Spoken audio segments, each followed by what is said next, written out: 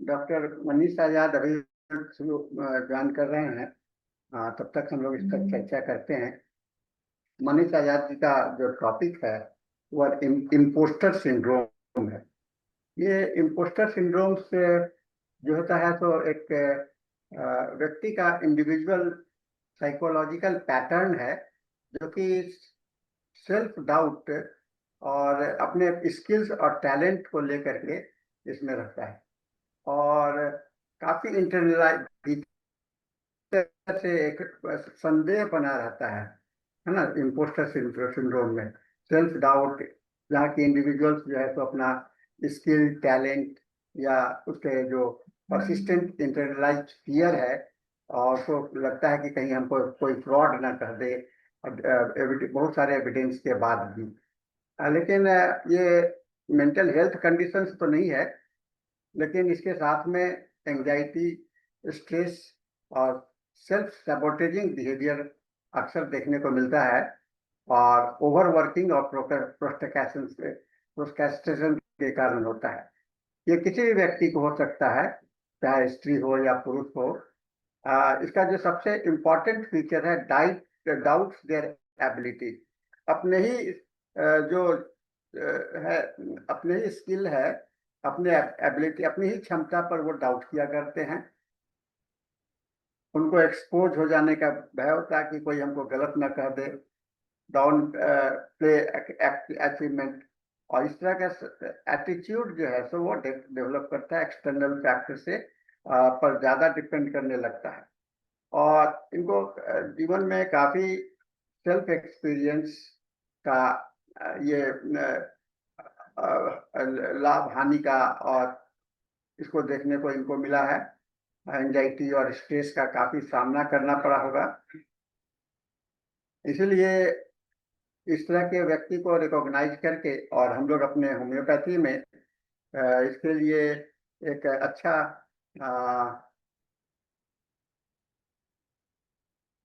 Doctor B कह रहे हैं। अच्छा ठीक है। आप तो इसको हम लोग अपने इसको ये डिजीज के रूप में नहीं आता, पेशेंट इसको कह करके नहीं आएगा, कोई प्रॉब्लम को लेकर के आता है। तो इम्पोस्टर सिंड्रोम करके आपको रूब्रिक्स भी नहीं है आपके रिपोर्टरी में, लेकिन उसके अंदर में एक कॉन्फिडेंस की कमी है ना। तो इसके जगह पर हम लोग एक रूब्रिक्स है, confidence, want of self confidence ले सकते हैं रूब्रिक। देखिए, जब भी कोई पेशेंट कोई पिक्चर लेकर के आता है, कोई बीमारी लेकर के आता है, तो अक्सर वह मेंटल कंडीशंस को नहीं बताता है ना। मेंटल स्टेट की चर्चा वो नहीं करता है। वो अक्सर चर्चा करता है अपना कष्ट को लेकर के। और जब कष्ट को लेकर के आप मेंटल स्टेट के आधार पर नहीं देखिएगा, तो शायद ये दवा का चुनाव आपका सही नहीं होगा। अब जैसे कि इन्होंने कमेंट बॉक्स में जो लिखा है कि इम्पोस्टर सिंड्रोम एक मनोवैज्ञानिक स्थिति है, इससे व्यक्ति अपने आप को क्षमता अपने पर संदेह करता है। ठीक है, आपने जो मैं बोल रहा हूँ वही आपने लिखा है। बहुत अच्छा है। वास्तव मेहनत नहीं है, और उसके अपने भाग्य को ज्यादा कोसता है। तो इसको कर्सिंग हिमसेल्फ करके रूब्रिक्स इसके साथ में आते हैं। और एक कम्पिटिटिव फीलिंग्स भी आ जाता है। पर्सनैलिटी डिजॉर्डर्स की तरफ में, तो पर्सनैलिटी का एक जो भाव है वह इसके साथ में ज्यादा महत्वपूर्ण हो जाएगा। इसको हम लोग समझने का कोशिश करना चाहिए, और इसको एड्रेस करने के लिए है, इसके विषय में बात करना जरूरी होता है ना। अपने अपने सेल्फ डाउट को बात करना, लोगों से शंका करना, अपने क्वेश्चंस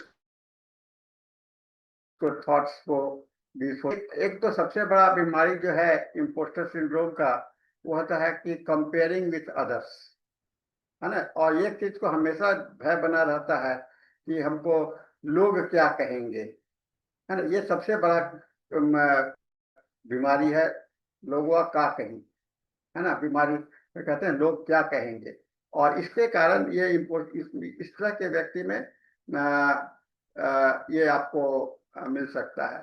तो इसको हम लोग को दिमाग में रखना चाहिए। किस तरह से मनीष आजाद लगता है कि ज्वाइन कर चुके हैं और ऑडियो कनेक्ट कर रहे हैं, तो आगे का बात तो उनको छोड़ दिया जाएगा। मनीष जी, आप यू हैव ज्वाइन नाउ, तो you are the host, I think को होस्ट बना लिए हैं। तो आज का विषय बहुत अच्छा है मनीष जी का। तो अभिषेक जी, आप इनका अपना प्रोग्राम को शुरू कीजिए। Okay sir, okay. शुभ संध्या सभी को। मैं Abhishek Singh, international forum for promoting homeopathy के हिंदी सत्र के 883 दिन पर आप सभी का हार्दिक स्वागत करता हूं।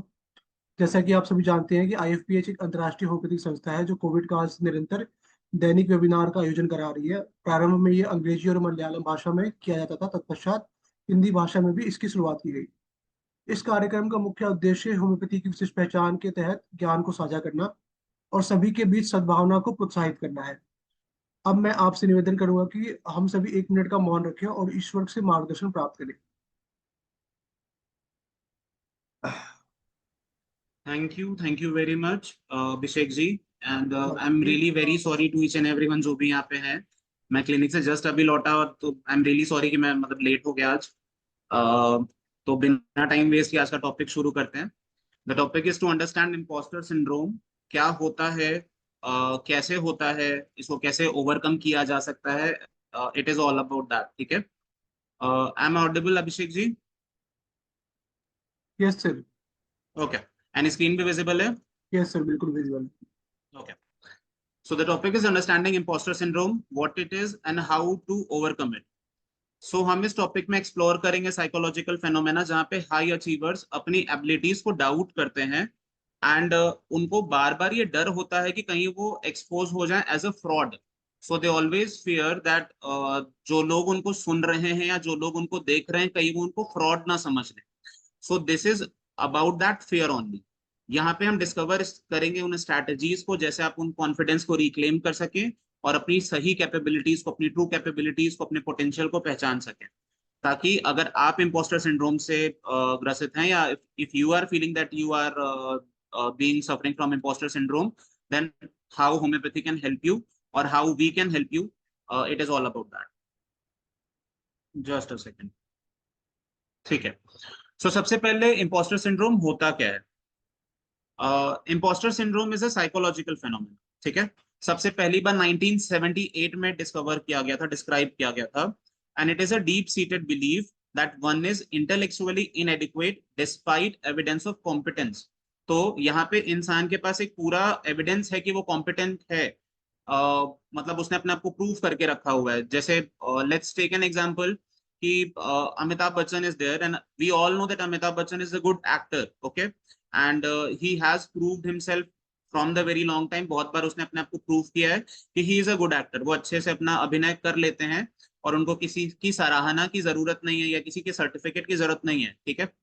अब मान लो कभी उनको डर लगने लगे कि मैं कहीं लोग मुझे फ्रॉड ना समझने लगे, कहीं ऐसा तो नहीं कि मैं अच्छा एक्टर नहीं हूँ और लोग मुझे सिर्फ इसलिए पसंद करते हैं क्योंकि मेरा नाम अमिताभ है। So that kind of situation is known as impostor syndrome.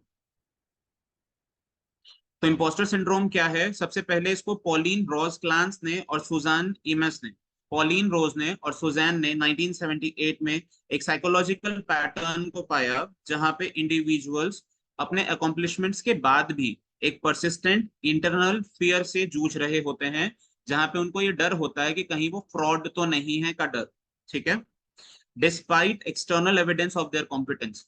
तो बाहर तो ये बार बार वक्त के साथ उन्होंने ये प्रूफ किया है कि वो कॉम्पिटेंट हैं, पर उसके बाद भी उनको ये डर है कि कहीं लोग उनको फ्रॉड ना समझें। तो 1978 में पॉलिन रोज ने और सुजैन ने इस चीज को फाइंड आउट किया था एंड इसका नाम इम्पोस्टर सिंड्रोम पड़ा था। यहाँ पे जो इंसान है वो अपनी सक्सेस को बार बार डाउट करेगा। बहुत अच्छे अचीवर्स हैं, they are toppers of the batch and higher of the ranks, और उसके बाद भी उनको बार बार ऐसा लगता है कि उनके जो अकॉम्प्लिशमेंट्स हैं वो लक से हैं, वो टाइमिंग से हैं, वो धोखे से हैं और उनके अपने स्किल्स और इंटेलिजेंस से नहीं है। This is a very common symptom of lycopodium if you are talking about lycopodium को एग्जैक्टली ऑल द टाइम यही डर बना रहता है कि कहीं लोग उनको ये ना समझ लें कि वो फ्रॉड है या वो धोखा दे रहे हैं।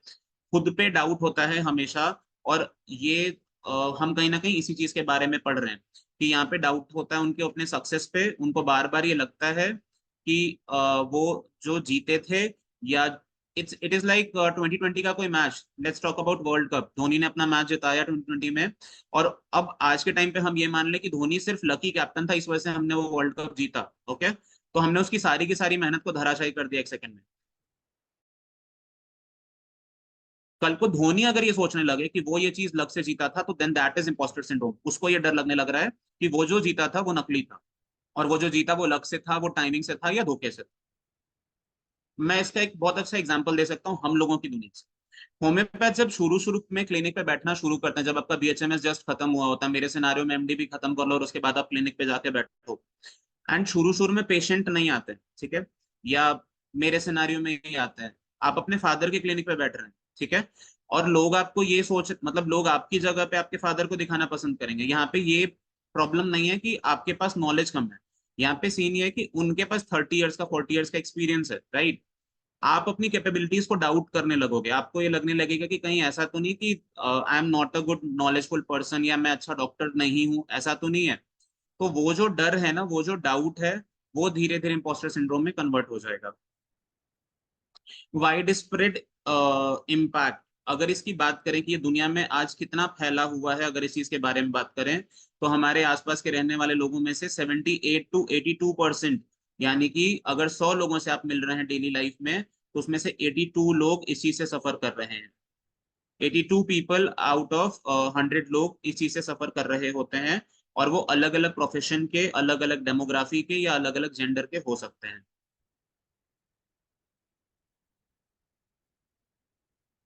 यहाँ पे की कैरेक्टरिस्टिक्स क्या होंगे?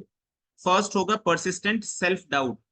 तो आपको अपने ऑब्जेक्टिव सक्सेस के बावजूद भी बार बार खुद पे शक होगा कि आप ये चीज कर सकते हो या नहीं कर सकते, तो बार बार आपको खुद पे डाउट है। सेकंड, एट्रीब्यूशन एरर्स हैं। एट्रीब्यूशन एरर्स का मतलब कि आपने जो अचीव किया, आप उस चीज को लक के ऊपर डाल दे रहे हो, आप उस चीज को टाइमिंग के ऊपर डाल दे रहे हो, या आप उस चीज को डिसेप्शन के ऊपर डाल दे रहे हो। तो इवन आपने कुछ अच्छा अचीव भी किया है, even you have been the topper of the batch, even आपने अपनी लाइफ में कुछ गोल्ड मेडल्स भी जीते हैं, लेकिन आप बार बार ये सोच लेते हो कि ये चीज लक की वजह से है या डिसेप्शन की वजह से। हाँ बिल्कुल, क्लिनिक खोलने के बाद 1 साल तक यही होता है। इसके अलावा फियर ऑफ एक्सपोजर है। फियर ऑफ एक्सपोजर में कांस्टेंट एंजाइटी है अबाउट बीइंग फाउंड आउट। बार बार ये एंजाइटी बनी रहती है कि कहीं कोई मुझे पकड़ न ले, लोग पहचान तो नहीं लेंगे कि मैं धोखेबाज हूं, मैं उतना अच्छा डॉक्टर नहीं हूं जितने मेरे पापा हैं या कोई और है। सो वो बार बार का वो डर बना हुआ रहता है। ओवर कॉम्पनसेशन, ये बहुत अच्छा ट्रेट है, इसको जरूर समझना चाहिए हमें। This is a trait of Calcarea carb. Calcarea और लाइक कॉम्प्लीमेंट्री मेडिसिन, कैलकेरिया में ये मिलता है ओवर कॉम्पनसेशन। आप जो कर सकते हो ना, आप उससे ज्यादा डिलीवर करने की कोशिश करोगे, क्योंकि आप उस क्लिनिक पे नए हो and your father is older to you. आप कोशिश करोगे कि आप ज्यादा से ज्यादा पेशेंट देख सको, आप पेशेंट से और 1 घंटे बात करोगे, उसको इन्वेस्टिगेशंस बताओगे, उसको बताओगे कि एक्सरे में ये दिख रहा है ना तो इसका मतलब ये है, सीटी स्कैन में ये लिखा है ना तो इसका मतलब ये है। उसकी किसी वैल्यू का नहीं है वो, उसको दवा जाननी है, लेकिन आप उसको एक एक चीज समझाने की कोशिश करोगे। आप बेसिकली नॉर्मल से ज्यादा डिलीवर करने की कोशिश कर रहे हो, आप ओवर कॉम्पनसेट कर रहे हो। ओवर कॉम्पनसेशन कब आता है? जब आपको कहीं ना कहीं ये फियर होता है कि आप जो अचीव कर चुके हो ना वो शायद खोखला है, वो उतना ठोस नहीं है, उतना मजबूत नहीं है, उसकी नींव उतनी मजबूत नहीं है। अगर आपको ये डर रहेगा ना, तो आप हमेशा ओवर कॉम्पनसेट करेंगे। And last, discounting praise. Discounting praise is what, कि आपको मान लीजिए किसी ने तारीफ की कि आप अच्छे दिख रहे हो, ठीक है, और आपने मन में बना रखा है कि मैं अच्छा नहीं दिखता हूँ, तो यू विल कॉन्स्टेंटली थिंक कि नहीं, सामने वाले ने तो यूं ही बोल दिया मेरा मन रखने के लिए, मैं अच्छा नहीं दिखता हूँ। तो आप प्रेज को डिस्काउंट कर रहे हो, लेकिन वहीं आप क्रिटिसिज्म को बहुत सीरियसली ले रहे हो। इसीलिए एक बड़ा अच्छा रूब्रिक है कैलकेरा कार में, ओपिनियन सेंसिटिव, हाँ, सेंसिटिव ओपिनियन अदर्स ऑफ, ऐसा। तो वो इसी चीज की वजह से है कि क्योंकि वो दूसरों के ओपिनियन को लेके बहुत सेंसिटिव है, वो उसकी बुराई कर रहे हैं, उसको बहुत बुरा लग रहा है, लेकिन वहीं वो तारीफ करेंगे और वो उसको समझ में नहीं आएगा, वो उसको लगेगा कि नहीं, लोग तो यूं ही तारीफ कर रहे हैं, मैं इस लायक थोड़ी हूँ। तो कहीं ना कहीं वो वाला पार्ट इम्पोस्टर सिंड्रोम से आता है। इम्पोस्टर साइकिल क्या है? Alternating patterns of over preparation and procrastination lead to inevitable burnout and continued self doubt. तो इम्पोस्टर साइकिल चलती है। इम्पोस्टर साइकिल में क्या होता है कि एक पैटर्न आएगा जहां पे आपने ओवरली प्रिपेयर किया है। ओवरली प्रिपेयर जैसे मान लीजिए वेबिनार है और मैंने 1 घंटे की जगह 3 घंटे का लेक्चर प्रिपेयर करके आया हूँ कि आज तो जो पूछेगा ना मैं बिल्कुल बहुत अच्छा जवाब दूंगा। So that is over preparation. And second would be procrastination. Procrastination का मतलब ठीक है ना, वेबिनार ही तो है, नहीं अटेंड करेंगे तो क्या हो जाएगा, कौन सी बहुत नॉलेज मिल जाएगी। So now that is procrastination. आप टाल रहे हो, आप हर चीज को टाल रहे हो। There is rubric mind postponing everything to the next day. Postponing everything to the next day क्या है कि आप जो भी चीज आपके लिए इंपॉर्टेंट हो सकती थी आप उसको टाल रहे हो। आप उसको आज नहीं करना चाह रहे हो, आप चाह रहे हो कल कर लेंगे, परसों कर लेंगे, नरसों कर लेंगे। नाट्रम यूर is there, lycopodium is there. ये वो मेडिसिन हैं जो कभी अपना काम आज नहीं करना चाहते, ये अपने हर काम को कल पे टाल रहे हैं। यहाँ पे अगर हम बैश फ्लावर पढ़े तो mimulus and larch are there. These are two Bach flower जो अपने हर काम को कल को टालेंगे। क्यों टाल रहे हैं? क्योंकि इनके अंदर लैक ऑफ करेज है। इनको ये लगता है कि इनसे काम नहीं हो सकता। आप अगर बैश फ्लावर यूज करते हैं अपनी क्लिनिक पे तो मिम्यूलस को पढ़िएगा। मिम्यूलस इज अ मेडिसिन जिसको लैक ऑफ सेल्फ कॉन्फिडेंस है, सेल्फ वर्थ इश्यूज हैं। And larch is there, larch को हमेशा अंडर कॉन्फिडेंट रहना है। तो उसको हमेशा ये डर बना रहता है ना कि मैं ये काम कर तो पाऊंगा नहीं। जैसे लेट्स से एग्जांपल, मैं एआई पीजीटी निकाल तो पाऊंगा नहीं, तो नहीं निकाल पाऊंगा तो इससे अच्छा देता ही नहीं हूँ। घर वालों को क्या पता चलेगा, मैं डॉक्टर बन के बैठ जाऊंगा क्लिनिक पे, लोगों को लगेगा मैं पढ़ने में बहुत अच्छा था। तो वो टाल रहा है। ठीक है। अब ये बार बार ओवर प्रिपरेशन करना और बार बार टालना, ये जो साइकिल है ना, ये कहीं ना कहीं चल रही है और इसी साइकिल का नाम इम्पोस्टर साइकिल है। कि आप एक बार तो ओवर प्रिपेयर करके आ रहे हो, फिर एक बार बिल्कुल टाल जा रहे हो। तो कहीं ना कहीं आपको बार बार सेल्फ डाउट जो है वो बना हो। अगर हम जनरल पॉपुलेशन में बात करें तो 82% लोगों को इम्पोस्टर सिंड्रोम होता है। ठीक है। 82% लोगों को अपने सेल्फ कैपेबिलिटीज पे कहीं ना कहीं डाउट रहता है। अगर हेल्थ केयर प्रोवाइडर्स की बात करें तो मेटा का एनालिसिस ये शो करता है कि 62% हेल्थ सर्विस प्रोवाइडर्स को उनकी लाइफ में एक ना एक बार इम्पोस्टर सिंड्रोम जरूर रहा है। तो हम हेल्थ केयर प्रोवाइडर्स ही बैठे हैं यहाँ पे सारे। 62% लोग यानी कि 100 में से 62 लोगों को लाइफ में कभी ना कभी एक बार इस चीज का सामना जरूर करना पड़ा है। अगर हम सर शायद business leaders, sir slide move नहीं कर रही है शायद। अभी स्लाइड 3 शो हो रहा है मेरे को क्या? मैं स्लाइड मूव नहीं करा रहा हूँ। Okay sir, okay. हाँ। अगर हम बिजनेस लीडर्स की बात करें, बिजनेस लीडर्स में 78% लोगों ने कभी ना कभी किसी ना किसी पॉइंट पे इसको जरूर एक्सपीरियंस किया है। तो if you are talking about Ambanis and Adanis and Tata, जिनसे हम कभी जिंदगी में नहीं मिले, तो उनमें से 78% लोगों को कभी ना कभी इंपोस्टर सिंड्रोम जरूर हुआ होगा। स्टूडेंट्स की बात करें अगर, तो 46.3% ऑफ नर्सिंग स्टूडेंट एक्सपीरियंस करते हैं इसको मॉडरेट लेवल पे और 33% फ्रीक्वेंट लेवल पे।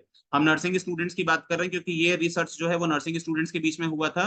बट 46% ऑफ नर्सिंग स्टूडेंट्स कहते हैं कि उनको कभी ना कभी मॉडरेट लेवल पे ये जरूर रहा है और 33% ये कहते हैं कि उनको फ्रीक्वेंट लेवल पे रहा है। यानी कि 1/3 पॉपुलेशन ऑफ मेडिकल साइंस में जो नर्सेज होते हैं इनको ये जरूर फील होता है। सर्च के ट्रेंड्स की बात करते हैं। मेडिकल स्पेशलिस्ट में जो न्यूरो सर्जरी के रेसिडेंट्स हैं, इनके बीच में हुई एक रिसर्च कहती है कि 81.6% लोगों ने ये बोला था कि उनको इंपोस्टर सिंड्रोम जैसा फील होता है। 81.6% इज अ बिग नंबर, 100 में से 81 लोग ऐसा कह रहे हैं। सर्च ट्रेंड्स की बात करें तो 75% सर्च है सर्चेस में 2024 में, इंडिकेटिंग ग्रोइंग अवेयरनेस। सर्चेस की बात कर रहे हैं, इसका मतलब है कि Google, Meta, chat GPT, Gemini, Claude, इनसे 75% लोग इंडिया में ये चीज पूछ रहे हैं कि इंपोस्टर सिंड्रोम क्या होता है। बाय वन वे और अनदर। अब जरूरी नहीं कि उन्होंने वर्ड इंपोस्टर ट्राई किया होगा, बट उन्होंने क्वेश्चन इस तरीके से पूछा कि कहीं मैं फ्रॉड तो नहीं हूँ, या कहीं मैं इसके लायक तो नहीं हूँ, कहीं लोग मुझ पर डाउट तो नहीं करेंगे। तो उसका जो एक रिसर्च एनालिसिस है जो मेटा ने प्रोवाइड किया, उसमें वो कह रहा है कि 75% सर्ज है, 75% बढ़ोतरी हुई है पिछले साल से इस साल में। डेमोग्राफिक पैटर्न को अगर समझें तो मेल और फीमेल का इक्वल है। यहाँ पे ऐसा कुछ नहीं है कि मेल ज्यादा सफर करते हैं या फीमेल ज्यादा सफर करते हैं। एज की बात करेंगे तो ये एडोलेसेंट से लेके लेट करियर प्रोफेशनल्स में ज्यादा दिखता है। तो एडोलेसेंट यानी कि 18-19 की एज से लेके चल रहे हैं और लेट प्रोफेशनल्स तक मतलब 40s-50s तक बहुत प्रोमिनेंटली ये चीज दिख रही है। एथनिसिटी में अमंग एथनिक माइनॉरिटी ग्रुप में हाई रेट है। एथनिक माइनॉरिटी ग्रुप्स मतलब किसकी बात हो रही है? एक आप ऐसे समझो कि आप ऑलरेडी अपने पॉपुलेशन में कम हो और उसके बाद आप ऊपर चढ़ रहे हो तो आपको थोड़ी तारीफ मिलेगी, अब आपको खुद पे डाउट होगा। तो ये उस तरीके का कुछ है कि एथनिक माइनॉरिटी ग्रुप्स में और थोड़ा सा कम दिख रहा है, मतलब और थोड़ा ज्यादा दिख रहा है।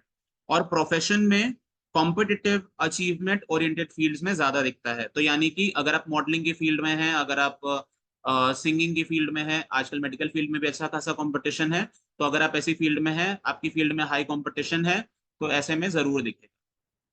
अब आते हैं टाइप्स ऑफ इम्पोस्टर सिंड्रोम। जब हम टाइप्स की बात करेंगे तो टाइप्स में 5 है। 5 में फर्स्ट, द परफेक्शनिस्ट। परफेक्शनिस्ट वो जो हमेशा डिसैटिस्फाइड है, हमेशा केवल गलतियों पे फोकस करेगा, believing their work is never quite good enough. तो ये हमेशा डिसैटिस्फाइड हैं। They relentlessly focus on flaws, believing their work is not quite good enough. अब यहाँ मैं रूब्रिक्स की अगर बात करना शुरू करूं, ऑलवेज डिसैटिस्फाइड का एक बहुत सिंपल सा एडोनिस में रूब्रिक है, डिसैटिस्फाइड। डिसैटिस्फाइड विथ एवरीथिंग भी है। Relentlessly focus on flaws, mind सेंसोरियस। ये तो केंट के जमाने से रूब्रिक चला आ रहा है, माइंड सेंसोरियस, हर चीज में कमियां निकालना, हर चीज में कमी फाइंड करना। सेंसोरियस में हिमसेल्फ में भी है ये। Believing their work is never quite good enough, तो नेवर सेटिस्फाइड विथ एनीथिंग। तो फर्स्ट हुआ परफेक्शनिस्ट। सेकंड हुआ the expert. Expert feel they must know everything before considering themselves competent, constantly seeking more certifications। ये आज के जमाने में बहुत कॉमन है, आपको बहुत क्लियरली दिख जाएगा। कई बीएचएमएस ऐसे होते हैं जो बीएचएमएस कंप्लीट करने के बाद ये कहते हैं कि नहीं, बिना एमडी के आज के जमाने में क्या रखा है, ठीक है। फिर एमडी कर लिए, अभी भी सेटिस्फैक्शन नहीं। बिना पीएचडी आज के जमाने में कुछ नहीं हो सकता। पीएचडी कर रहे हैं, साथ में इग्नू से डाइट एंड न्यूट्रिशन का सर्टिफिकेट ले लिया, पीजीडीएमएच भी कर लिया, पीजीडीएमईएस भी कर लिया। क्यों कर रहे हो आप? क्योंकि आप कॉन्स्टेंटली मोर सर्टिफिकेशन वो कर रहे हो, ज्यादा सर्टिफिकेट चाहिए। ज्यादा से ज्यादा सर्टिफिकेट से क्या करोगे? वैलिडेशन चाहिए। अगर आप इसको अंदर घुस के देख रहे हो तो आपको क्या चाहिए? कहीं ना कहीं आपको वो खोखलापन फील हो रहा है कि कहीं सामने वाला ये ना सोच ले कि इसका नॉलेज कम है। उसकी वजह से आप उसको ओवर कॉम्पनसेट करने के लिए क्या कर रहे हो? डिग्रियों का पाइलअप लगा रहे हो, बिल्कुल भीड़ लगा दी डिग्रियों की। कि नाम एक हुआ डॉक्टर मनीष, छोटा सा नाम, और उसके नीचे 10 डिग्रियां हो गई। तो वो इस तरीके का कुछ चल रहा है। Now that is the expert. इनको बार बार ये लगता है, ये जो डर है ना, इसकी वजह से इनको लगता है कि मेरे नाम के आगे और सर्टिफिकेशंस होने चाहिए। Then the natural genius. Natural genius struggles when they don't grasp new concept immediately, believing true genius requires effortless mastery। Natural genius वो है ना जो मतलब नेचुरल जीनियस वो वाली कैटेगरी है जो लोग ये सोचते हैं ना कि मैं तो नहीं समझ पाया, हो सकता है जो ज्यादा अच्छा मास्टर होगा ना वो ज्यादा एफर्टलेसली समझ लेगा। Now this is pure Calcarea carb story या बराइटा कार्ब स्टोरी। ये एक चीज में ही अच्छे होते हैं। रीजन क्या है? बाकी चीज जब ये प्रैक्टिस करने की कोशिश कर रहे होते हैं ना, तो इनको लग रहा होता है कि यार मुझसे तो नहीं हुआ पहली बार में, शायद दूसरा वाला मुझसे ज्यादा अच्छा है, ये चीज मेरे लिए नहीं है। और फिर वो उसको टालते हैं, फिर वो प्रोक्रेस्टिनेट करते हैं। जैसे कैलकेरिया के बच्चे की मैथमेटिक्स अगर अच्छी नहीं है तो वो मैथ्स को नहीं छुएगा, लेकिन बाकी सब्जेक्ट्स को अच्छे से पढ़ेगा। तो ये वाले सब जो स्टूडेंट्स होते हैं लैंग्वेज सब्जेक्ट्स में बहुत अच्छे होते हैं, लेकिन जब मैथ्स की बात करेंगे तो उतने अच्छे नहीं होते हैं। क्यों? क्योंकि आप टाल रहे हो उस चीज। आप नेचुरल जीनियस हो, आप टाल रहे हो उस चीज को, ठीक है। इसीलिए कैलकेरिया, बराइटा ऐसी मेडिसिन हैं जो किसी एक चीज में बहुत अच्छे होते हैं अपनी लाइफ में, लेकिन बाकी चीजों में उतना अच्छा नहीं कर रहे हो। इसके बाद आते हैं सोलोइस्ट। सोलोइस्ट कौन होते हैं? Believes asking for help reveals their inadequacy, insisting on handling all task independently to prove worth. ये वो मेडिसिन है, इसको भी समझने की जरूरत है। यहाँ पे कैलकेरिया भी आएगा, लेकिन यहाँ पे ऑरम भी आएगा। ये ऐसी मेडिसिन हैं जिनको ये लगता है कि ये सेल्फ एडिक्वेट हैं, ठीक है। ये सब काम खुद से कर सकते हैं। यहाँ पे आप सारे ऐसे रूब्रिक उठा सकते हो, डिक्टेटोरियल, वांट ऑफ पावर। इनको बेसिकली ये लगता है कि अगर किसी से मदद मांग ली है ना, किसी और से हेल्प मांग ली है, तो ये इनएडिक्वेट हो जाएंगे। बेसिकली नॉर्मल भाषा में बोलूं तो छोटे हो जाएंगे। तो ये झुक के मांग नहीं सकते, तो ये इसलिए मदद मांग नहीं पा रहे हैं और सारी चीजें खुद से हैंडल करने की कोशिश कर रहे हैं। अब आप सारी चीजें खुद से हैंडल करोगे तो क्या होगा? बर्नआउट होगा। आप ओवर कॉम्पनसेट करोगे और आपसे वो चीज हो नहीं पाएगी पूरी। तो यहाँ पे सोलोइस्ट आते हैं 5। तो चौथे पे last is super person. Super person कौन है? सुपर पर्सन वो है जिसको अपनी लाइफ के हर एस्पेक्ट में बहुत अच्छा करना है। तो ये करियर में भी अच्छा करेंगे, ये फैमिली में भी अच्छा करेंगे, ये हॉबीज में भी अच्छा करेंगे। और इनको ये डर है कि ये मतलब ये फेल हो गए ना तो लोग इनको एक्सपोज कर देंगे। तो ये ना, ये वो लोग हैं जो आपके चारों तरफ हो सकते हैं। ये गिटार भी अच्छा बजा लेते हैं, ये बात भी अच्छी कर लेते हैं, ये पढ़ने में भी अच्छे हैं, ये बोलने में भी अच्छे हैं, तो ये उस तरीके के लोग हो जाते हैं। ठीक है, now the thing is to understand कि ये जो सुपर पर्सन है ये ज्यादा डरे हुए हैं। अब आप ऊपर से नीचे तक चलो, परफेक्शनिस्ट नक्सवामी का भी हो सकता है, आर्सेनिक भी हो सकता है। दीज आर द पर्सन जो अपने में छोटी छोटी कमियों को देख रहे हैं और उनको पूरा करने की कोशिश कर रहे हैं। This is a very normal behaviour, ये हर कोई कर रहा होता है। ठीक है, बिल्कुल छोटी छोटी गलतियों को निकाल लिया तब तो आर्सेनिक बिहेवियर हो गया, कि बिल्कुल वो फ्रेम सीधा होना चाहिए, बिस्तर पे ऐसे होना चाहिए, तौलिया ऐसे होना चाहिए, तब तो बिल्कुल परफेक्शनिस्ट बिहेवियर हो गया। ठीक है, बट वहीं नीचे सुपर पर्सन क्या हुआ कि वो हर चीज को करने की कोशिश कर रहा है और कहीं ना कहीं लास्ट में सब में कंफ्यूज हो जा रहा है।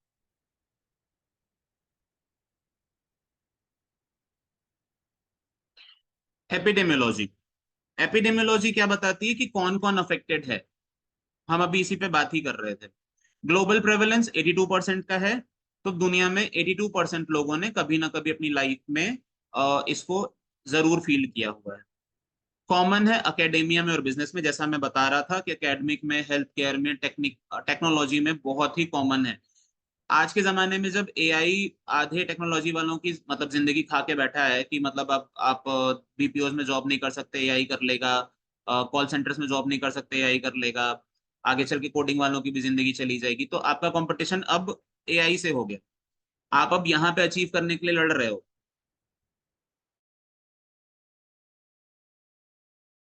तो वो उनके लिए कॉमन हो गया। ठीक है, ऑलरेडी आपके कंधे पे प्रेशर है और उसके ऊपर और प्रेशर हो जाए।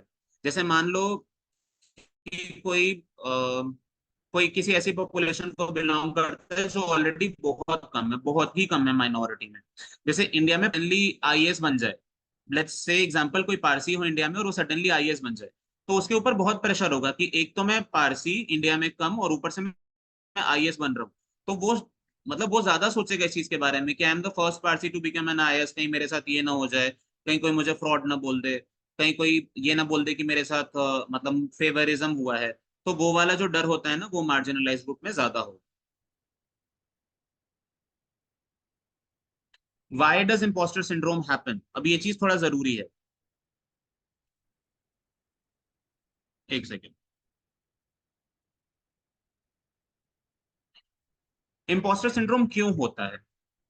अगर इसको हम बहुत सिंपली भाषा में समझे तो एक तो इन्वायरमेंट आपका, अगर आपका इन्वायरमेंट बार बार आपको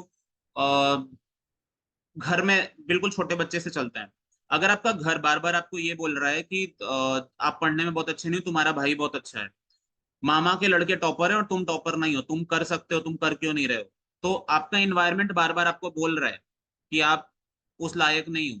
ठीक है, फिर साइकोलॉजिकली, जो साइकोलॉजिकल इन्वायरमेंट है वो बार बार कॉन्स्टेंटली फीड हो रहा है। आपके फादर बोल रहे हैं तुम्हारे 85 क्यों नहीं है, मामा का लड़का तो 96 लाया था सीबीएसई 12th में, आपको फिर एक मिला। सोशल एनवायरनमेंट, आपके फ्रेंड्स बार बार आपको बोल रहे हैं कि तुम्हारे मार्क्स क्यों नहीं आ रहे हैं, मेरे मतलब जो तुम्हारे बगल में बैठता है, मान लो तुम्हारे बगल में कोई XYZ बैठ रहा है और उसके 98% आ रहे हैं, तुम्हारे 90 है, तो सोशल एनवायरनमेंट भी तुम्हारा टॉक्सिक हो गया। धीरे धीरे वो इम्पोस्टर आपके अंदर रूट कर रहा है, अब उसने जड़ बना लिया आपके अंदर, कि आपके परिवार वाले बोल ही रहे थे, आपके फ्रेंड्स बोल ही रहे हैं, अब कहीं ना कहीं वो इम्पोस्टर सिंड्रोम आपके अंदर जड़ बनाते गए। इसके बाद आएगा सोशियोलॉजिकल। सोशियोलॉजिकल में आपके आसपास के जो लोग हैं उन्होंने भी कुछ कुछ बोला जो आपके दिमाग में रह गया। अभी हम बात ऐसे लोगों की नहीं कर रहे हैं, जैसे मेडोरिनम नहीं हो सकता यहाँ पे। क्यों नहीं हो सकता? क्योंकि medorrhinum is an eccentric person जो दूसरों की बातों को उतना ध्यान नहीं दे रहा होता। लेकिन यहाँ पे मेडिसिन कौन सी आएंगी ज्यादा? वो जो सेंसिटिव टुवर्ड्स ओपिनियन है, जो क्रिटिसिज्म के लिए सेंसिटिव है, जो दूसरों की बातों को अपने दिमाग में रख रहे हैं बहुत समय तक, तो कॉन्सियंशियस अबाउट ट्राइफल्स करके एक रूब्रिक है, वो बड़ा क्लियरली आएगा यहाँ पे। सेंसिटिव टू ओपिनियन आएगा, सेंसिटिव टू रेप्रीमेंड्स आएगा, क्योंकि ये वो लोग हैं जो सारी बातें जो उनको बोली जा रही है उसको अंदर रख रहे हैं, उसको निकाल नहीं रहे हैं, उसको अंदर रख रहे हैं। तो जब रखोगे आप तो वो सारी चीजें आपके अंदर रहेगी और वो धीरे धीरे जड़ बनाएगी। तो इस तरीके से आपका इंपोस्टर रूट करेगा। सेम गोज फॉर साइकोलॉजिकल वाला पार्ट, कि साइकोलॉजिकली भी यही सारी चीजें आपके अंदर आएंगी। जब साइकोलॉजिकली कोई और मान लीजिए आपको कुछ बोल रहे हो और आप उसको फीड करते जा रहे हो, उसको अंदर रखते जा रहे हो, उसकी वजह से और ओवर कॉम्पनसेट करते जा रहे हो। जैसे कुछ लोग होते हैं ना जो ऑफिस में काम कम करते हैं लेकिन 9 बजे जाएंगे, और कुछ लोग हैं जो बहुत अच्छा काम करते हैं लेकिन 6 बजे तक चले जाएंगे।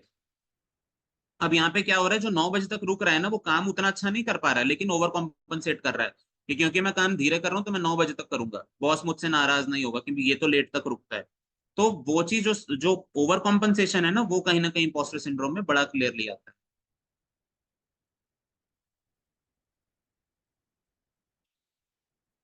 अगर आप में या आपके आसपास किसी और में आपको लगता है कि इंपोस्टर सिंड्रोम है, तो इसको पहचान कैसे सकते हैं? सबसे पहली पहचान जो बहुत सिंपल एंड क्लियर है, it is persistent self doubt. हमेशा खुद पे या किसी चीज पे बार बार डाउट होना। Let's take an example. Anatomy के सर ने बोला कि स्टाफ रूम में आके मिलो, और आपको डर हो गया, अरे यार मारने के लिए तो नहीं बुला रहे। गायनेकोलॉजी वाले ने बुलाया, मैं पीछे बात कर रहा था उनकी क्लास में इसलिए तो नहीं बुलाया। वो सेल्फ डाउट, बार बार। प्रैक्टिकल में मान लो आपको एक प्रोजेक्ट मिला, उसमें आपको 100 में से 80 मार्क्स मिल गए, अब भी सेल्फ डाउट, यार इन्होंने मेरी वजह से तो दिया नहीं होगा, ग्रुप में कोई और लड़का है ना, वो इनका फेवरेट है, उसकी वजह से दे दिया होगा। खुद पे सेल्फ डाउट, मैं तो ऐसा हूं, मुझे तो कोई पसंद नहीं कर रहा होगा, उसकी वजह से दे दिया होगा। तो आपने हमेशा अपने नाम के आगे तो क्वेश्चन मार्क लगा दिया और दूसरों की प्रेजेस कर रहे हो। ठीक है। खुद को पॉजिटिव फीडबैक में मिला, टीचर ने ये भी बोला कि नहीं आपका प्रोजेक्ट बहुत अच्छा है, इसमें आपने जो कंट्रीब्यूशन दिया ना वो बहुत स्पेसिफिक है, हम इसकी रिस्पेक्ट कर रहे हैं। लेकिन आप उस चीज को नहीं समझ पा रहे हो। तो आप जो उस चीज को नहीं समझ पा रहे हो, वहां से आया ये आपके अंदर। Second is difficulty accepting praise. Difficulty accepting praise is what, कि कोई आपकी तारीफ कर रहा है और आप उसको डिफिकल्ट मतलब उतने अच्छे से पचा नहीं पा रहे हो, आप उसको रख नहीं पा रहे हो अंदर। आप उसको ये सोच रहे हो कि कोई मेरी तारीफ तो क्यों ही करेगा, मैं इस लायक तो हूं ही नहीं, मैं तो पढ़ने में भी अच्छा नहीं हूँ, मैं तो टीचरों से बात ही नहीं करता, मैं तो पीछे बैठ के बातें कर रहा होता हूँ। तो आपने अचीव किया, आप पढ़ने में भी अच्छे थे, आपने चीजें देखी, लेकिन आप उस चीज को सेल्फ क्रिटिसिज्म से प्रॉब्लम में डाल रहे हो। यहाँ रूब्रिक आएगा क्रिटिसाइजिंग हिमसेल्फ। हाँ ये माइंड क्रिटिसाइजिंग हिमसेल्फ। तो यहाँ पे आप कॉन्स्टेंटली खुद की बुराइयां कर रहे हो, सेंसोरियस अपने बारे में ही हो, अपने अपनी बुराइयां कर रहे हो, और दुनिया के बारे में लग रहा है कि नहीं सब अच्छा अच्छा ही कर रहे हैं। थर्ड होगा ओवर वर्किंग और प्रोक्रेस्टिनेटिंग।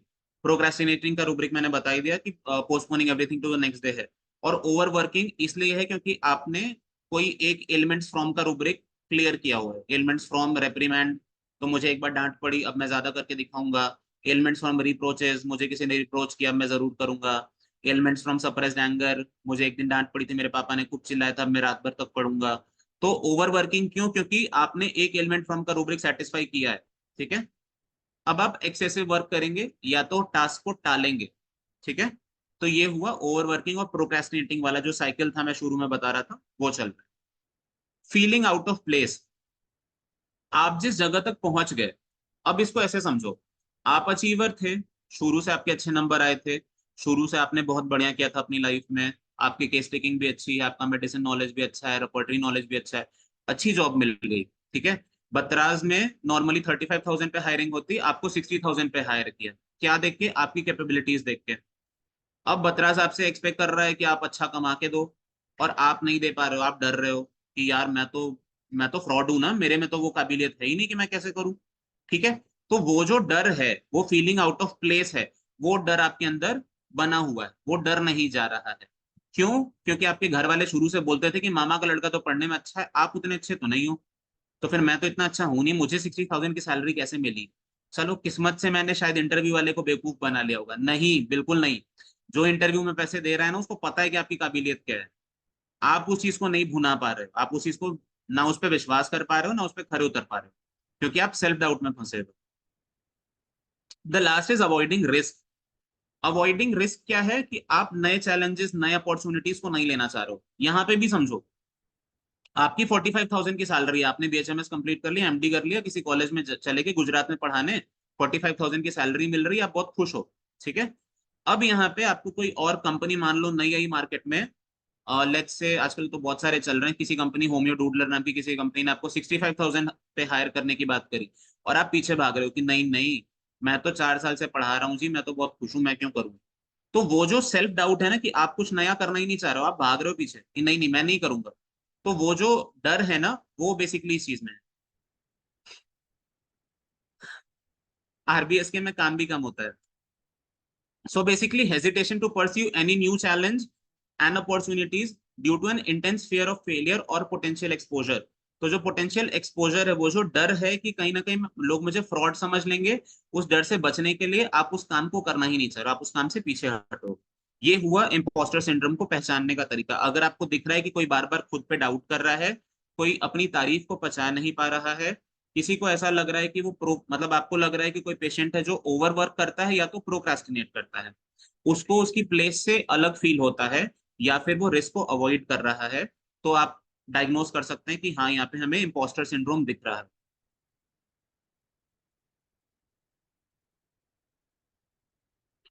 अब आते हैं homeopathic medicine for impostor syndrome.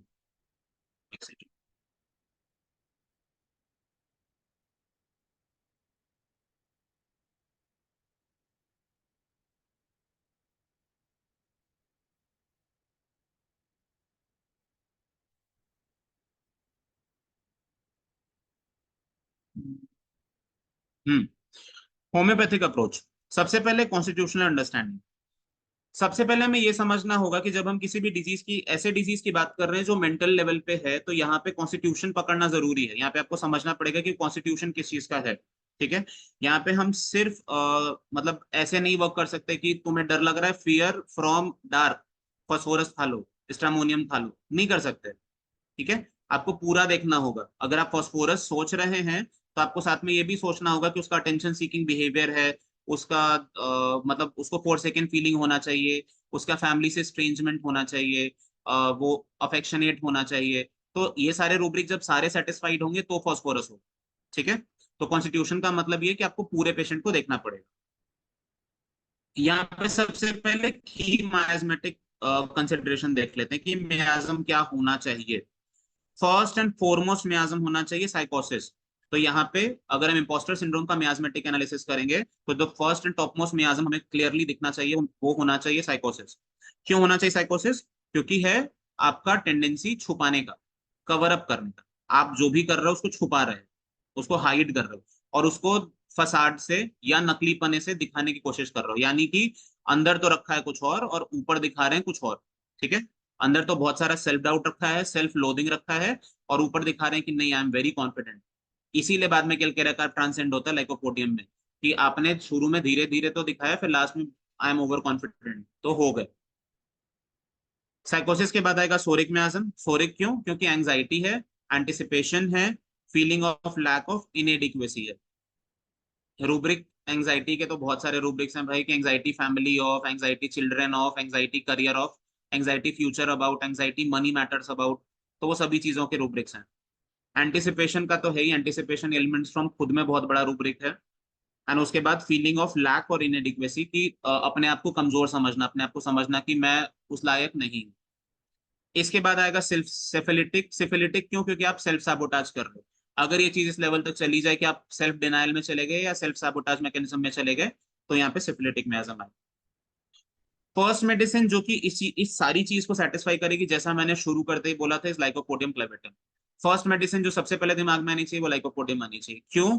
क्योंकि लाइकोपोडियम इज अ मेडिसिन जो ऊपर से तो बहुत हार्ड सरफेस दिखाता है, ऊपर से डिक्टेटोरियल है, ऊपर से वांट ऑफ पावर है, ऊपर से वो रूब्रिक जो बहुत फेमस रूब्रिक है लाइकोपोडियम का, इज कि soft for superior, hard for inferior. तो बाहर से तो हार्ड ही है वो, बाहर से वो दिखा वैसा ही रहा है कि मैं बहुत गुस्से वाला हूं, मैं चिल्लाऊंगा, श्रीकिंग इन एंगर, गुस्से में सामान को तोड़ना, वो सारा लाइकोपोडियम बिहेवियर शो कर रहा है, डिक्टेटोरियल है, पावर की वांट है, सब है। ठीक है, पर फिर उसी के उल्टे रूब्रिक में जाइए, एंजाइटी भी है, anxiety future about, anxiety career about, ambition में प्रॉब्लम, तो वो सारे रूब्रिक्स भी सेटिस्फाई होंगे। तो फर्स्ट मेडिसिन जो दिमाग में आनी चाहिए वो लाइकोपोडियम आनी चाहिए। Deep seated feelings of inadequacy masked by bravado. Deep seated feeling क्या है? कि मैं इनएडिक्वेट हूं, लेकिन ऊपर से ब्रावाडो दिखा रहे। ब्रावाडो मतलब गुस्सा, या फिर मतलब क्षमता दिखाना कि नहीं मैं कर सकता हूँ, that is lycopodium. Fear of responsibility despite capability. आपके अंदर कैपेबिलिटी तो है, पर उसके बाद भी आप रिस्पॉन्सिबिलिटी से डर रहे हैं। इसीलिए प्रोक्रेस्टिनेशन का जो रूब्रिक मैं बता रहा हूँ, postponing everything to the next day, lycopodium है। Anticipatory anxiety with digestive systems symptoms, यहाँ पे अर्जेंटम नाइट्रिकम का भी ये रूब्रिक हो जाएगा फिर, कि जैसे ही एंटीसिपेशन एलिमेंट्स फ्रॉम हुआ और उसकी वजह से डाइजेशन खराब हो गया, जेल्सिमियम का होता है, अर्जेंटम नाइट्रिकम का होता है, इवन लाइकोपोडियम का भी होता है, एलिमेंट्स फ्रॉम एंटीसिपेशन है। Desires to appear competent and in control. तो डिजायर क्या है कि मैं अपीयर दिखना, कैसा दिखना चाहिए, कॉम्पिटेंट दिखना चाहिए और इन कंट्रोल दिखना चाहिए। इसीलिए डिजायर किस चीज का, पावर का। इसीलिए लाइकोपोडियम किसके पीछे भाग रहा होता है, पावर के पीछे। और डिक्टेटोरियल गुस्सा दिखा रहा होता है। क्यों दिखा रहा होता है गुस्सा? ताकि छुपा सके कि मेरे सेल्फ वर्थ इश्यूज हैं, सेल्फ कॉन्फिडेंस इश्यूज हैं, उसको छुपा सके। तो इसके लिए ऊपर से दिखा रहा होता है। मिस्टेक्स इन स्पीच और राइटिंग में नर्वस, जब जब नर्वस होगा तो स्पीच में और राइटिंग में प्रॉब्लम होगी। But this is a very common symptom. Even selenium को, साइलेशिया को, कैलकेरिया को, किसी को भी हो सकता है, क्योंकि जब भी आप नर्वस होगे तो हर मेडिसिन को स्पीच और राइटिंग में प्रॉब्लम होती है। अच्छा, इस चीज को समझो, जब ऊपर से आप जितना गुस्सा दिखा रहे हो और अंदर है नहीं, ठीक है, ऐसे ही जब इस पेशेंट में परफॉर्मेंस की बातें आती है ना, तो भी इसी तरीके का होता है। ये जब पेशेंट के सामने पहुंचता है और पेशेंट एक नए इन्वायरमेंट में होगा ना, तो वहां पे नर्वस हो जाएगा, वहां पे डर जाएगा, वहां पे केस जानता है कि कैसे लिया जाता है बहुत अच्छे से केस, और तो भी नहीं ले पाएगा। ठीक है। और मैं ऐसी बातें इसलिए बोल रहा हूँ ताकि हम डॉक्टर से इजिली इस चीज को रिलेट कर सकें कि हमारे साथ ही कुछ ऐसे डॉक्टर्स होते हैं जो पढ़ने में बहुत अच्छे होते हैं, बट जब उनसे ओपीडी में प्रोफेसर बोलता है कि केस लो, तो डर जाएंगे, पीछे हट जाएंगे। क्यों? क्योंकि आपको डर हो रहा है, आप उसी से घबरा रहे हो। और वहीं कोई ट्यूबरकुलिनम बैठा होगा ना, तो वो तुरंत उस केस को लेगा। कार्सिनोसिनम तो बहुत परफेक्टली लेके बैठेगा, क्योंकि वो परफेक्शनिस्ट है, उसको वो काम बहुत अच्छे से चाहिए, तो वो उतने अच्छे से करके बैठेगा। सॉरी, वापस आते हैं। दूसरी मेडिसिन जो सबसे आनी चाहिए दिमाग में वो है एनाकार्डियम। एनाकार्डियम क्यों? क्योंकि profound lack of self confidence है। तो सेल्फ कॉन्फिडेंस का वर्थ इश्यूज तो है, ठीक है, एनाकार्डियम को भी होता है। Feeling of being under constant examination, उसको बार बार लगता है कि वो कांस्टेंट एग्जामिनेशन के अंदर है।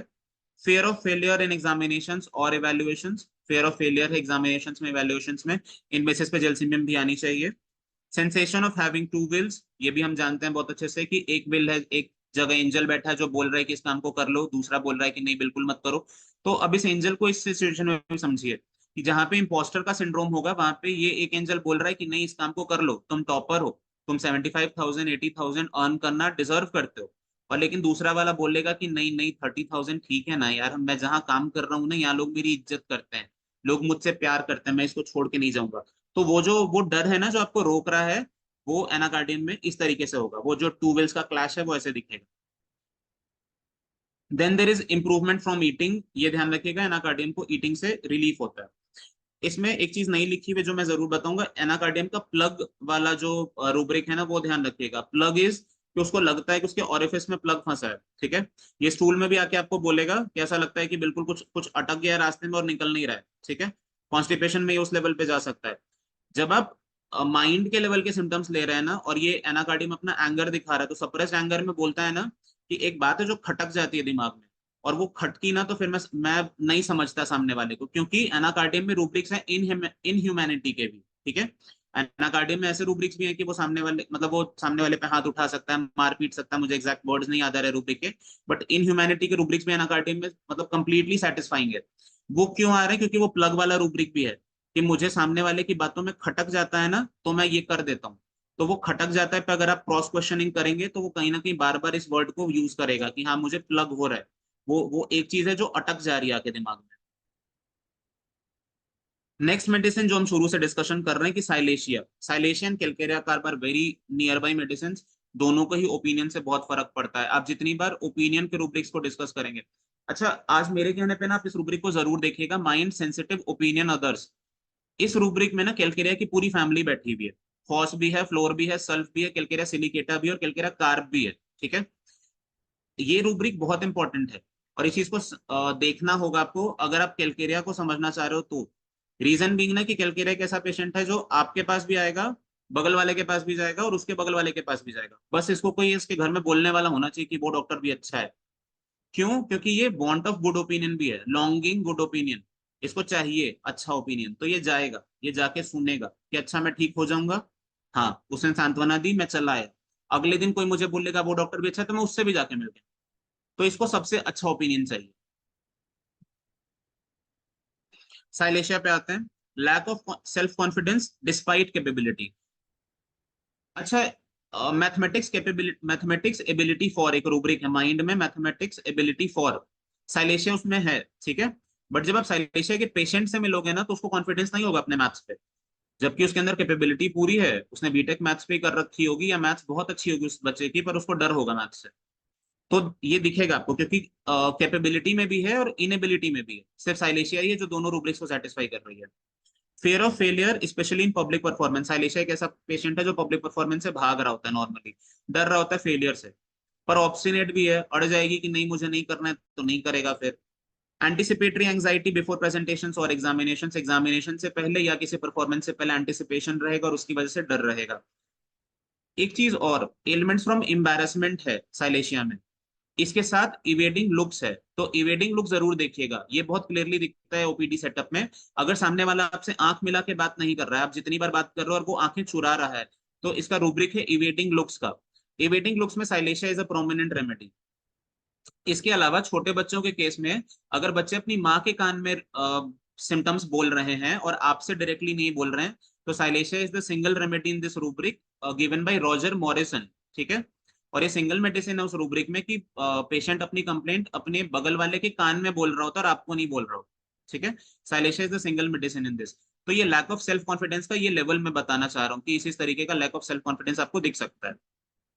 फिजिकल में perspiration of hands when nervous, headaches from mental exertion, ये तो बहुत कॉमन है, हमें पता होता है कि इसके हाथ और पैर पे बहुत पसीने आते हैं, सिर पे बहुत पसीना आता है। साइलेशिया का रूब्रिक है पर्सपिरेशन प्रोफ्यूज ऑन स्कैल्प, तो उसमें साइलेशिया के साथ दो ही और दवाइयां हैं, तो साइलेशिया को स्कैल्प पे भी बहुत प्रोफ्यूज पर्सपिरेशन आता है, कई मामलों में कैलकेरिया से ज्यादा। सेकेंडरी रेमेडीज की अगर बात करें तो यहाँ पे कैलकेरिया कार्ब आएगी। ऑब्वियसली मैं पहले से ही बोल रहा हूँ कि कैलकेरिया यहाँ पे प्रोमिनेंट रेमेडी है, तो कैलकेरिया जरूर आएगी। फियर ऑफ ऑब्जर्वेशन भी है, फियर ऑफ क्रिटिसिज्म भी है, रिस्पॉन्सिबिलिटीज को लेके ओवरवेलम हो जाता है, तो कैलकेरिया इज अ पर्सन जिसके अंदर पोटेंशियल तो है, लेकिन जब आप रिस्पॉन्सिबिलिटीज दे देंगे तो उनका डर भी उतना ही आ जाता है। इसके साथ स्लो है बट स्टेडी है, फियर ऑफ बीइंग एक्सपोज्ड है, और इसके साथ फिजिकल स्लगिशनेस है और मेंटल एंजाइटी है। तो एक स्लगिश पर्सन जो कि मेंटली एंशियस है और उसको बार बार चीजों से डर लगता है। इसका एक एग्जांपल देता हूँ, कैलकेरिया को पहचानने में थोड़ी थोड़ी चीजों में हेल्प हो जाएगी। एक रूब्रिक है गवर्नमेंट। गवर्नमेंट का मतलब ये होता है कि ये ऐसे लोग होते हैं जो थोड़े थोड़े अमाउंट में अलग अलग चीजें खाना पसंद करते हैं। जैसे आजकल ना एक एक चलता है प्लेटर वाला एक सिस्टम चलता है, जहाँ पे ना मतलब अनलिमिटेड फूड होता है, वहाँ पे चाउमीन भी मिल रहा है, पिज्जा भी मिल रहा है, बर्गर भी मिल रहा है, तो ये थोड़ा ये भी लेंगे, थोड़ा वो भी लेंगे, थोड़ा वो भी लेंगे, और इनको यही खाना पसंद है। आप जब इनसे बात करके देखोगे तो ये कहेंगे कि मैं एक बार जब बहुत खा लेता हूँ ना तो मेरे पेट में दर्द हो जाएगा, एसिडिटी हो जाएगी, ब्लोटिंग हो जाएगा, कॉन्स्टिपेशन हो कुछ हो जाएगा, बट एक बार मैं बहुत नहीं खा सकता, थोड़ा थोड़ा करके बार बार खा सकता हूँ। तो इसीलिए जब भी आप रूब्रिक्स, अब इसको लेके रूब्रिक्स के पास आ जाइए। बुलीमिया के रूब्रिक में कैलकेरिया है, ठीक है, गवर्नमेंट के रूब्रिक में कैलकेरिया है, एपेटाइट वांट ऑफ में भी कैलकेरिया है और एपेटाइट इंक्रीज में भी कैलकेरिया है। ठीक है, तो कैलकेरिया इज अ मेडिसिन जो खाने से पहचान में आ सकती है। सेकंड, इस पेशेंट में अगर आपको गॉलब्लैडर स्टोन मिल जाए, इसी पेशेंट में जिसमें आपको गवर्नमेंट क्लियर मिला है या बुलीमिया क्लियरली मिला है, और अगर आपको गॉलब्लैडर स्टोन मिल जाए तो फिर कैलकेरिया एक और पॉइंट टिक हो जाएगा। थर्ड, अगर इस पेशेंट में सिजेरियन डिलीवरी हुई हो या फिर बिग हेड बेबी हुआ हो, यानी कि जो डिलीवरी हुई है उसमें बच्चा जरूरत से ज्यादा बड़ा या वेट वाला हुआ हो फीमेल के डिलीवरी में, तो वहां पे बहुत क्लियर हो जाएगा कि कैलकेरिया कार्ब की मेडिसिन है यहाँ पे। तो ये कुछ ऐसे की पॉइंट्स हैं जहाँ पे कैलकेरिया डिफाइन हो जाएगी। नेक्स्ट, ऑरम मेटालिकम हो सकती है यहाँ पे। ऑरम मेटालिकम को डीप सेंस होता है फेलियर का और वर्थलेसनेस का। Aurum metallicum is a medicine जिसने बहुत कुछ किया होता है, लोगों के लिए बहुत कुछ किया होता है, बहुत सारे सेक्रीफाइसेस किए होते हैं। repertory for mind, any book of explaining detail of mind rubric। Okay, और फारूक मास्टर सर की एक बुक है जहाँ पे माइंड रूब्रिक्स को उन्होंने अच्छे से एक्सप्लेन किया है, I think that can help. और सो हम बात करें तो ऑरम मेटालिकम की, ऑरम मेटालिकम को डीप सेंस ऑफ फेलियर है और वर्थलेसनेस है। वर्थलेसनेस उसको फील होता है और उसको फील होता है कि वो बहुत अच्छा नहीं कर पाएगा अपनी लाइफ में, तो बार बार फेल होने का डर रहता है। यहाँ पे उसने बहुत अच्छी फैमिली रिस्पॉन्सिबिलिटीज को उठाया है। आप ऑरम मेटालिकम को कभी ढंग से पढ़ेंगे तो आपको ये चीज दिखेगा कि एलिमेंट्स किस चीज से है ऑरम मेटालिकम के, तो एलिमेंट्स ज्यादा है अपना रिस्पेक्ट गंवाने से। ठीक है, एक समाज में जो रिस्पेक्ट बनी वो रिस्पेक्ट चली ना जाए का डर ज्यादा ऑरम मेटालिकम को होता है। तो रिस्पेक्ट से, एम्बैरेसमेंट से, वेक्सेशन से ज्यादा प्रॉब्लम ऑरम मेटालिकम को होता है। इसीलिए रिस्पेक्ट, वांट ऑफ, डिग्निफाइड, ऐसे वाले रूब्रिक्स में भी ऑरम मेटालिकम ज्यादा है। लाइकोपोडियम भी है बट ऑरम भी है। हाई आइडियल्स हैं और self reproachment when not met, idealism के रूब्रिक में भी है। तो जहां पे आइडियलिस्टिक है चीजें चाहिए, मतलब चीजों का एक बहुत ऊंचा बार सेट करके रखा हुआ है, और जब वो चीज पूरी नहीं हो पाएगी तो उसके बाद खुद को कोसेगा। ठीक है, इसको ऐसे समझना है कि जैसे एक फैमिली में 5 भाई बहन है और सबसे बड़ा वाला सबके सबके खर्चे उठा रहा है, तो जो सबसे बड़ा वाला होगा ना वो ऑरम मेटालिका।